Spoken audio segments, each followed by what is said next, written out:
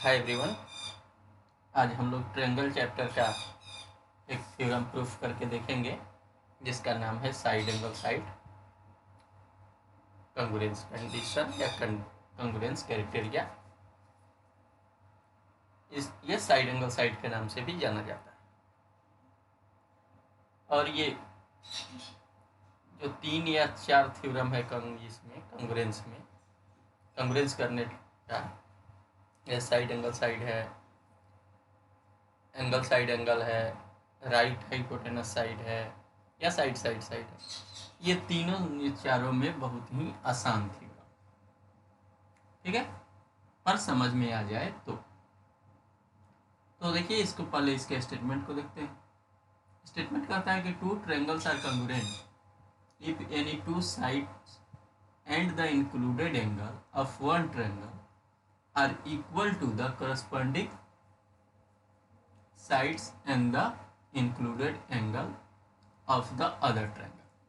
मतलब होगा, एक बार फिर से देख लीजिए। टू ट्रायंगल्स आर कंग्रुएंट, दो ट्रायंगल कंग्रुएंट हो if any two sides and the included angle of one triangle are equal to the corresponding side and the included angle of the other triangle। यानी अगर दो side और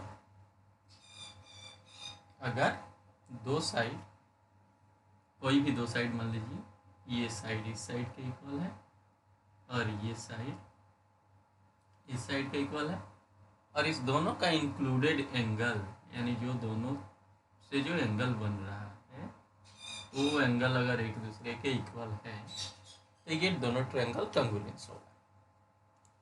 ठीक है, कंग्रुएंस सबको पता होगा, ये मुझे बताने की जरूरत नहीं है उसका।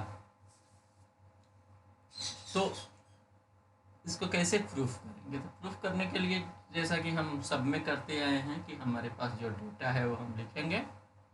तो ये लिखें डेटा, वी हैव ABC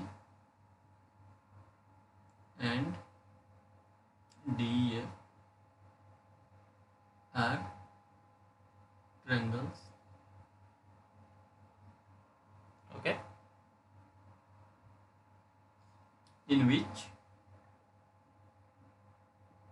जिसमें क्या क्या अपने पास है जो डेटा मैंने बताया कि दो एक साइड मान लीजिए कि AB is equal to DE है, AC is equal to DF है, और इंक्लूडेड एंगल यानी कि angle B is equal to angle C, sorry angle B is equal to angle E है। तो हमें प्रूफ करना है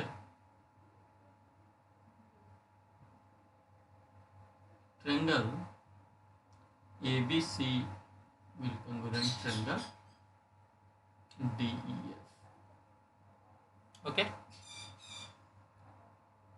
तो कैसे करेंगे हम लोग वो देखते हैं।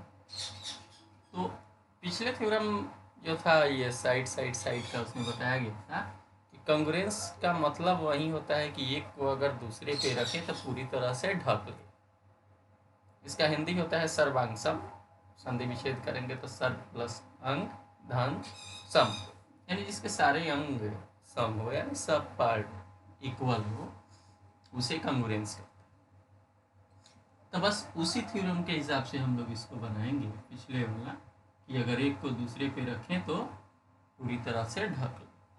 आइए हम लोग देखते हैं, वही चीज लिखेंगे यहाँ, place triangle ABC on triangle DEF such that B falls on E। ध्यान दीजिए, ABC को DEF पर ऐसा रखें कि B जो है E पर पड़े एंड BC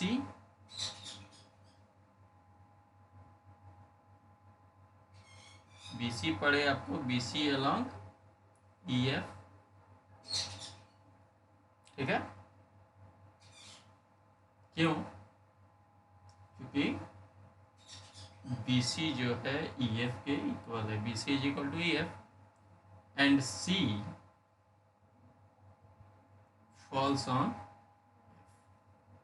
ऐसा हम लोग रखें कि B जो है E पर पड़े, BC जो है EF पे, क्योंकि BC EF इक्वल है, और C जो है वो F पे पड़े।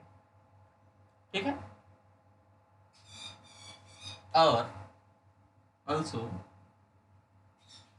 Angle B is equal to angle E दिया हुआ है, B is equal to angle E। तो जब B is equal to E है, तो जब B is equal to E है तो AB जो है DE पर पड़ेगा, इसमें कोई दिक्कत नहीं है। इसको मैं मिटा देता हूँ, अब स्टेटमेंट की ज़रूरत हम लोगों को नहीं है।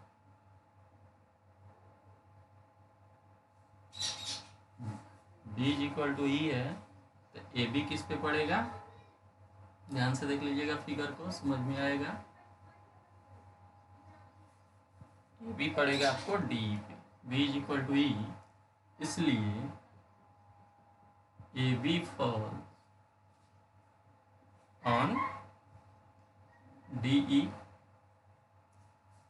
ओके, इसलिए इसका मतलब हुआ कि A coincide with D,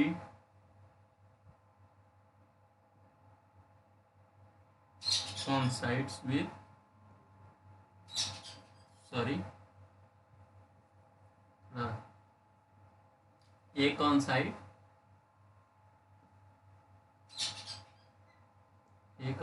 with D। ठीक है, और C coincide with F and C coincides with F। दिक्कत? इसका मतलब हुआ, इसलिए AC coincides on D,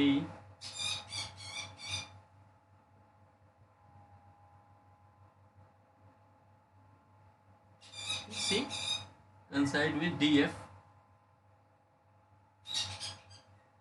okay, जब ऐसे हम रखेंगे तो AC जो है DF पे पड़ेगा, यानी कि अब आप देख लीजिए कि सबके ऊपर सब हो गया पूरी तरह से। A पर D हो गया, B पर E हो गया, C पर F हो गया, AC जो है DF पे हो गया, AB जो है DE पे हो गया, और BC जो है FE पे हो गया। यानी ये ट्रायंगल पूरी तरह से उस ट्रायंगल को ढक गया, अर्थात आप ऐसे कर सकते हैं। इसलिए triangle ABC coincides on triangle DEF। कॉन्साइड्स मतलब वही हुआ, जब पूरी तरह से ढक लिया तो क्या हुआ? कॉन्ग्रुएंस हुआ। इसलिए triangle ABC will congruence triangle DEF। ये मेरा प्रूफ। बहुत आसानी से हम लोग इसको प्रूफ कर लिए, कोई दिक्कत नहीं किसी को। Thank you.